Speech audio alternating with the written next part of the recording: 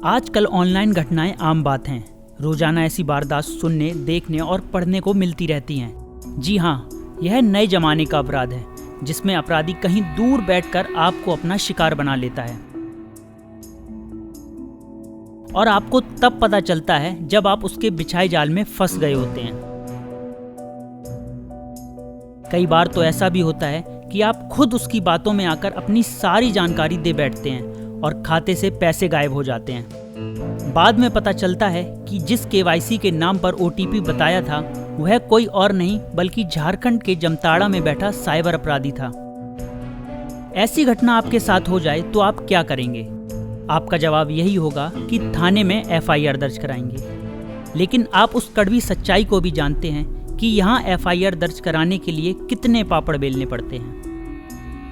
कभी थाने के चक्कर लगाते लगाते लोग यह भी मान बैठते हैं कि इससे अच्छा केस ना लिखाया होता।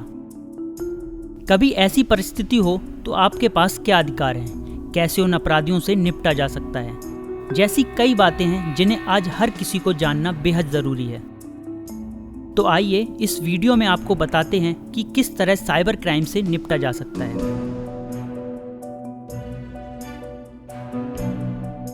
दरअसल साइबर क्राइम वैश्विक न्याय क्षेत्र के तहत आता है। इसका अर्थ हुआ कि भारत के किसी कोने से भी साइबर अपराध होने पर शिकायत दर्ज कर सकते हैं। घटना कहीं हुई हो लेकिन देश के किसी भी साइबर सेल से इसकी शिकायत कर सकते हैं। इसके लिए सबसे ज़रूरी है कि किसी साइबर क्राइम सेल में शिकायत दर्ज कराएं। साइबर क्राइम सेल में अपना नाम, कॉन्टैक्ट डिटेल और पते की जानकारी दें। जिस शहर में शिकायत दे रहे हैं उस शहर के साइबर क्राइम सेल के प्रमुख के नाम लिखित में शिकायत दर्ज कराएं। अगर आपके साथ ऑनलाइन धोखाधड़ी की गई है तो किसी वकील की मदद से थाने में पहुंच सकते हैं। जिस तरह का अपराध होगा उससे जुड़े कुछ कागजात आपसे या आपके वकील से मांगे जा सकते हैं। अगर आपके पास कोई साइबर क्राइम सेल नहीं है तो अपने नज़दीकी थाने में भी साइबर फ्रॉड की शिकायत दे सकते हैं। अगर थाने में रिपोर्ट या FIR नहीं लिखी जा रही तो आप शहर के जुडिशियल मजिस्ट्रेट से संपर्क कर सकते हैं। कुछ साइबर अपराधी भारतीय दंड संहिता के अंतर्गत आते हैं। इसकी धारा के अंतर्गत थाने में आप साइबर क्राइम की शिकायत लिखा सकते हैं। आप चाहें तो राष्ट्रीय cyber crime reporting portal www.cybervolunteer.mha.gov.in पर शिकायत लिख सकते हैं। जब कभी आपको लगे कि आपके साथ वित्तीय धोखाधड़ी हुई है या बिना आपकी अनुमति के खाते से पैसे निकाले गए हैं तो सबसे पहले ये 5 काम जरूर करें।